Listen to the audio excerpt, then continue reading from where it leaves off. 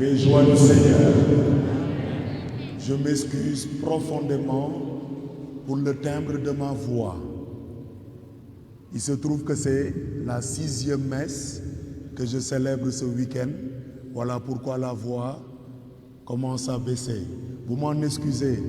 Et je m'en excuse vraiment auprès de tous les jeunes de Saint-Pierre qui ont bien voulu m'inviter à prendre part à la clôture de leurs 72 heures de la jeunesse chrétienne. Que le nom du Seigneur soit toujours béni, maintenant et à jamais. Que le nom du Seigneur soit béni. Que le nom du Seigneur soit béni. Alors moi, je m'appelle Abbé Vivien Nadiak. Comme le Père Victor l'a dit tout à l'heure, je le remercie au passage pour avoir accepté aussi que les jeunes qu'il accompagne puissent m'inviter. Père Victor, merci. Je suis vicaire à la paroisse voisine, la paroisse Sainte-Thérèse de l'Enfant Jésus du Grand Dakar. Je vous salue et je suis très heureux d'être parmi vous. Alors ceux qui sont venus et qui ne sont pas directement liés par la jeunesse chrétienne de Saint-Pierre, vous nous excuserez de prendre le temps de faire dans le cadre de cette homélie un enseignement. Est-ce que c'est bon? Est-ce qu'on est ensemble? Est-ce qu'on est ensemble?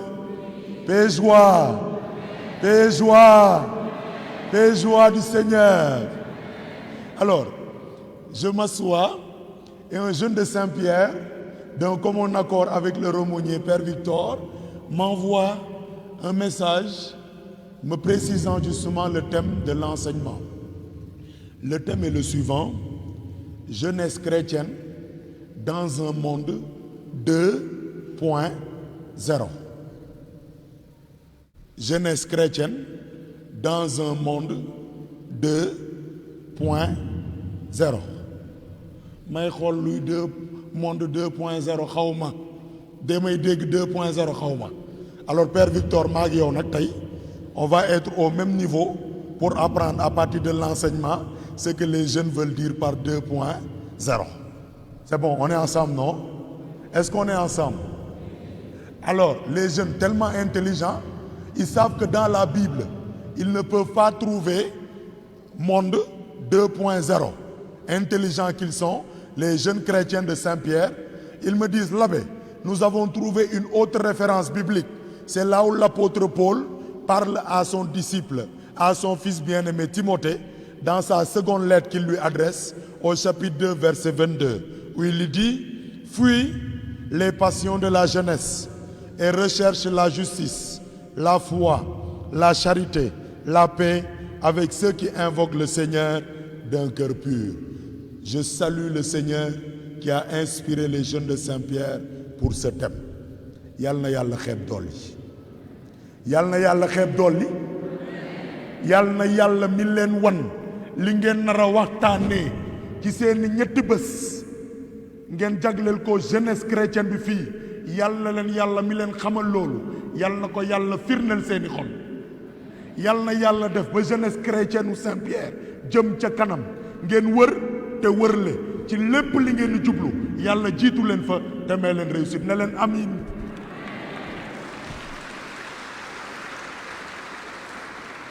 man ak jeune Saint-Pierre des Babab lii la ñu xam.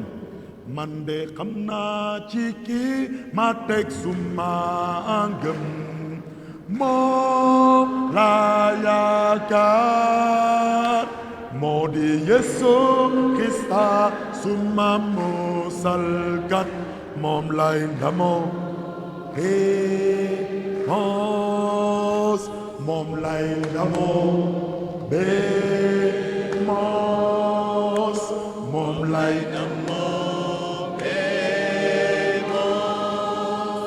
man xam nga lan moo ma jaaxal ci chrétien yi c'est-à-dire dañuy woy bi jàllale ko ci réseaux sociaux yi ngeen xam woy bi mais il suffit que man ma entonné ko rek ngeen bañ a woy loolu jaaxalu leen dinaa ci delluwaat léegi ma xool nag doo leen woy. Un monde 2.0 mooy lan ay ma wër a wër ba gis ko ñu ne c'est un monde transformé, une transformation justement de notre société par l'utilisation généralisée des nouvelles techniques de l'information et de la communication. Quand on parle de monde 2.0, Père Victor et moi-même, nous comprenons à partir d'aujourd'hui qu'il s'agit d'une nouvelle ère avec des interactions marquées par des plateformes en ligne, par des connexions, par des partages d'infos, par des collaborations à distance, par des interactions de nouvelles manières. Nous, sunu maam yi dañu doon correspondre naan dañuy bind ay lettres di ko yóndee mu jaar par bateau ñu ne loolu yëpp dépassé nañ ko léegi en temps réel damay toog fii sama bureau Sainte-Thérèse yóndee monsieur Edouard Ndour mi nekk fële Wakaam ma yóndee ko benn message WhatsApp mu jot message bi. Les interactions nouvellement conçues à travers les réseaux sociaux, à travers les nouvelles techniques de l'information et de la communication qui constituent comme un nouveau monde à côté d'un autre monde réel dans lequel nous tous nous vivons. De telle sorte que moi je ne peux pas m'en passer, toi tu ne peux pas t'en passer en tant que jeune. Nous nous retrouvons nous tous dans le monde réel où nous interagissons de manière physique, mais aussi nous nous retrouvons dans un monde virtuel où nous interagissons non pas de manière concrète physique, mais de manière virtuelle. Loolooy un monde 2.0. ñu jëmale ko tamit dem ba ca ay commerce en ligne, dem ba ca ay réunion en ligne, dem ba ca lii ak lële, tout cela constitue un monde. Et c'est le monde 2.0. xanaa baax na xanaa leer na. Je ne suis pas informaticien, je ne suis pas infographiste, je ne suis pas développeur, mais tout le monde s'accorde à retenir que parler du monde 2.0, c'est retenir tout ce qu'il y a de virtuel dans les interactions que nous avons les uns vis-à-vis des autres. xanaa baax na leer na bu leeree ngeen ne ma nañ ndax leer na. Deuxième chose, jeunesse chrétienne. Je suppose que quand on parle de la jeunesse chrétienne, certains vont se dire qu'il s'agit de ceux qui sont dans une tranche d'âge et qui ont été baptisés. Certes, je suis d'accord. Mais je vais plus loin par rapport à la jeunesse chrétienne et je me base sur la prière de collecte, la prière d'ouverture que nous avons utilisée, n'est-ce pas, au début de cette célébration eucharistique. Elle dit: garde à ton peuple sa joie, Seigneur Dieu, car tu renouvelles la jeunesse de son âme. Il se réjouit d'avoir retrouvé la gloire de son adoption filiale. Pour notre part, dans le cadre de cet enseignement, en nous adressant de manière particulière à tous les jeunes chrétiens catholiques de la paroisse Saint-Pierre de Baobab, quand nous dirons qu'ils sont des jeunes chrétiens, nous ne penserons pas seulement à leur tranche d'âge dans laquelle ils se situent actuellement ou se trouvent. Nous allons plus loin en parlant de la jeunesse de l'âme qui est renouvelée à partir du fait que nous tous, depuis notre baptême, nous avons reçu une adoption filiale qui fait que nous sommes tous des fils et des filles de Dieu. Nous pouvons, en marchant à partir de notre adoption filiale, perdre ou ternir cette adoption filiale, mais Dieu, par Jésus-Christ qui est mort et ressuscité sur la croix, nous donne de retrouver cette adoption filiale. Et puisqu'il nous donne de retrouver cette adoption filiale, c'est comme si notre âme était renouvelée, on lui donne une nouvelle jeunesse. Donc si je parle à des jeunes chrétiens, j'entends parler du renouvellement de la jeunesse de leur âme, pas d'une tranche d'âge.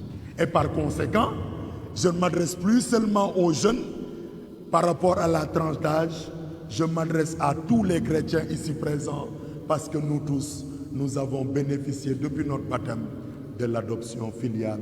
Nous sommes tous des fils et des filles de Dieu.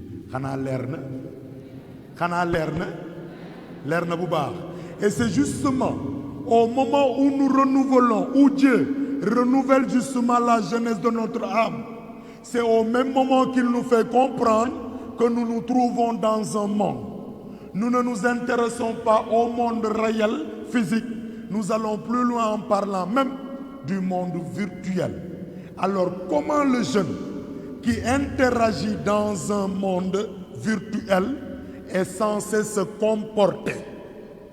Quelle est l'attitude qu'il doit pouvoir avoir en tant que son âme est renouvelée? Puisqu'il avait obtenu l'adoption filiale, comment il est censé se comporter dans ce monde virtuel? Telle est la problématique à laquelle je donnerai des réponses. Xanaa leer na? Dans la première lettre aux Corinthiens, l'apôtre Paul dit ceci aux Corinthiens, au chapitre 10, verset 23. Tout m'est permis, mais tout ne m'est pas profitable. Il le dit lui, mais avant lui, notre Seigneur Jésus-Christ, en Jean chapitre 15, verset 19, en interpellant les disciples, leur disant, ce n'est pas vous qui m'avez choisi, mais c'est moi qui vous ai choisi, afin que vous ayez établi, afin que vous partiez, que vous portiez du fruit et que votre fruit demeure.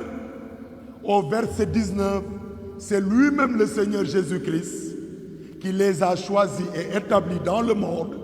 C'est lui-même qui leur dit, vous êtes dans le monde, mais vous n'êtes pas du monde. Xanaa leer na? Xanaa leer na? Kon boog ñu ne yaa ngi fii ci biir yaa ngi fii.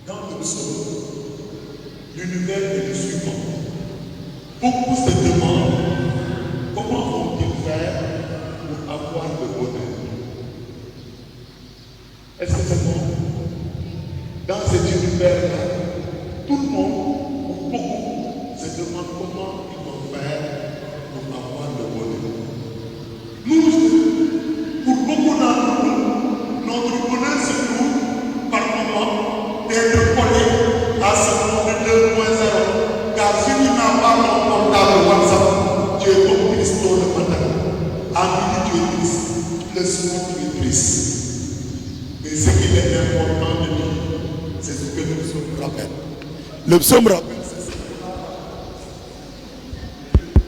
Les deux. Ah, je prends les deux.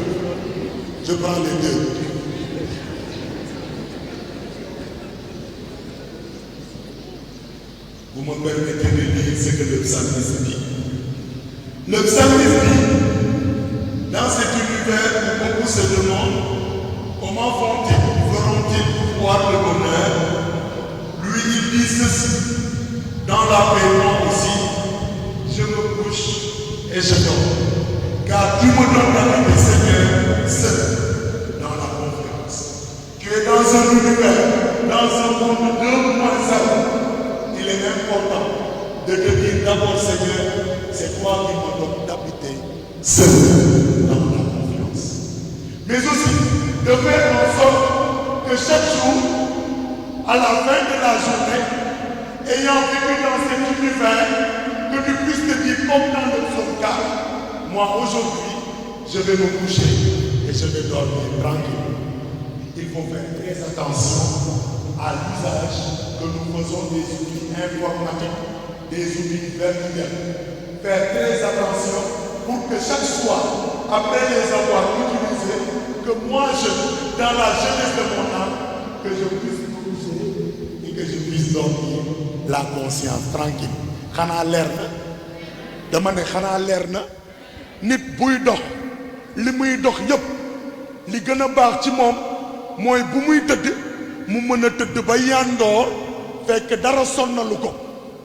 Chacun d'entre nous cherche au soir ou avant de dormir de pouvoir avoir la conscience tranquille par rapport à tout ce qu'il a fait durant la journée, n'est-ce pas? Sinon, c'est ce qui fait que tu t'endors, mais tu n'as pas un sommeil profond parce que tu penses aux mauvaises choses que tu as peut-être faites durant la journée à travers ton appareil ou à travers au monde 2.0. Xanaa baax na leer na boobooy benn. L'univers du psaume 4 était celui de chercher le bonheur, de voir le bonheur. Comment l'avoir? C'est que même dans l'utilisation que nous faisons des outils informatiques, dans le monde 2.0 où le Seigneur nous a installés, parce que si nous avons ces technologies, gannaaw li nit ñi mën a def Yàlla moo ñu ko njëkk a may. C'est le Seigneur qui a permis à des hommes, à des femmes de trouver ces inventions-là.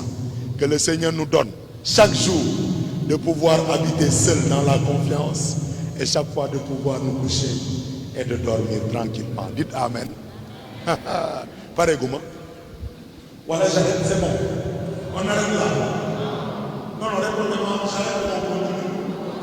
Bon, je continue parce qu'il y a deux autres univers. Mon père, j'ai combien de minutes? Je continue. Même mon père me donne l'autorisation de continuer. Le deuxième univers, c'est celui qui est décrit par l'apôtre Jean dans la seconde lecture.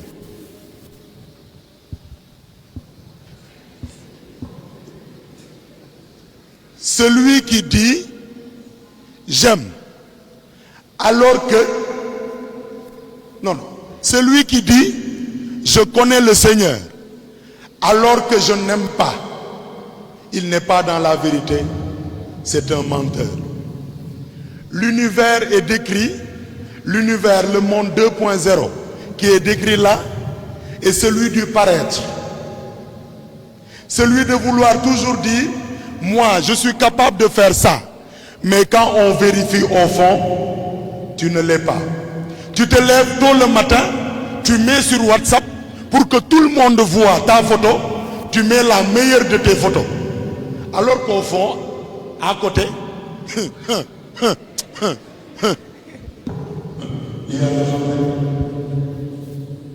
attention à tout ce qu'on véhicule à travers le monde 2.0. Les gens sont capables d'être au Nicaragua, de prendre des photos. Tu penses que ce gars-là, il est le porte-parole du président du Nicaragua. Tellement que le gars, il sait bien sapé. Il est à côté d'un véhicule. Tu penses que le véhicule lui appartient. Mais quand tu vérifies au fond, il n'a rien de tout ça. Il nous arrive d'être dans ce monde 2.0 pour paraître. Il nous arrive de rencontrer dans le monde 2.0 des gens qui font paraître une belle image d'eux-mêmes alors que tel n'est pas le cas. Ce qu'il nous reste à faire, nous jeunes chrétiens de Saint-Pierre, c'est de faire très attention à tout ce qui se dit, à tout ce qui s'envoie, à tout ce qui se véhicule dans ce monde virtuel-là. Dites-moi Amen. Donnez-moi le Amen.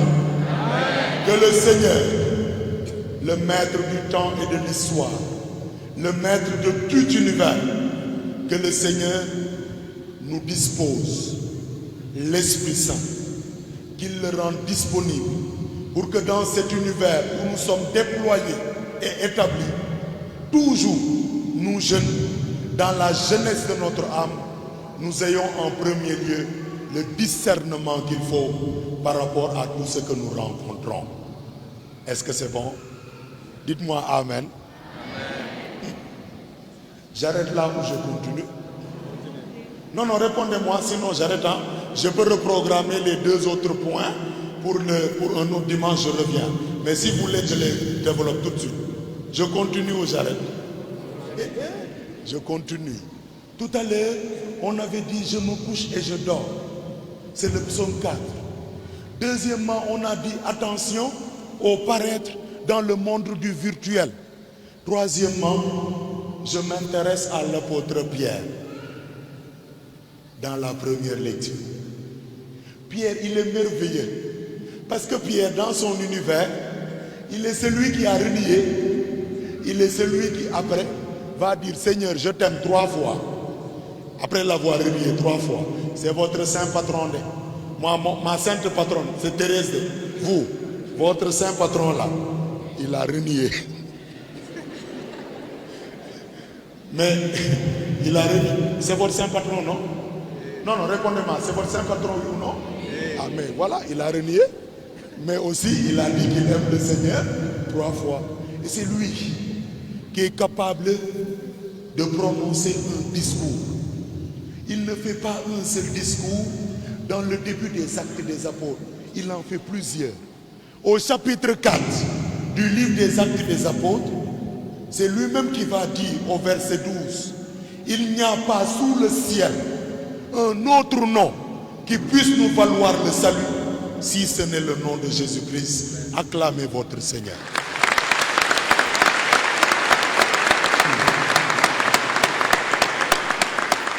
Pierre se trouve dans un univers comme le monde 2.0 où il y a des interactions.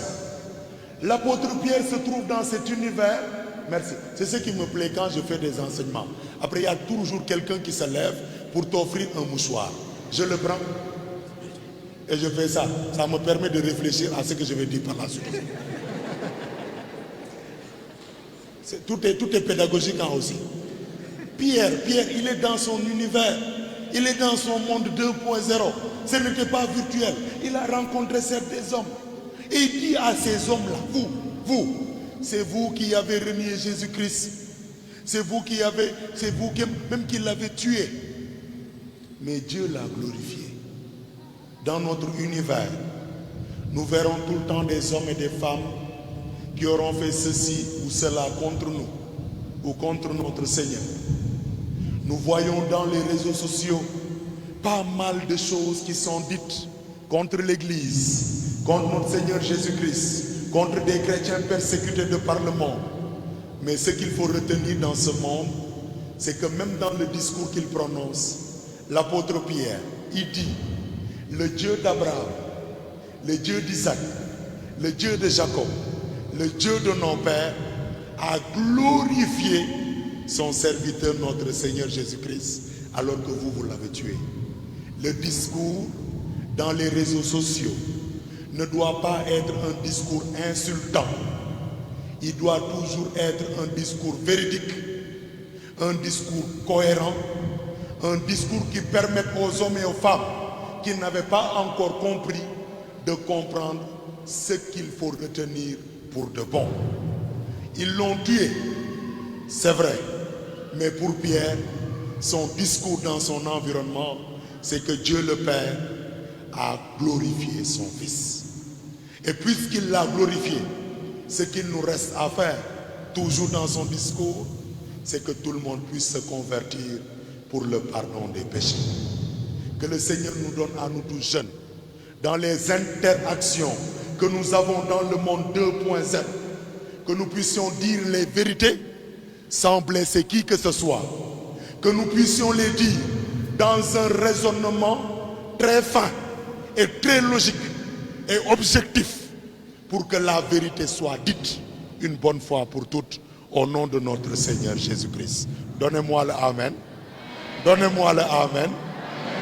J'ai parlé de se coucher et de dormir tranquillement. J'ai parlé du fait surtout d'éviter ce qui paraît pour ne pas être trompé.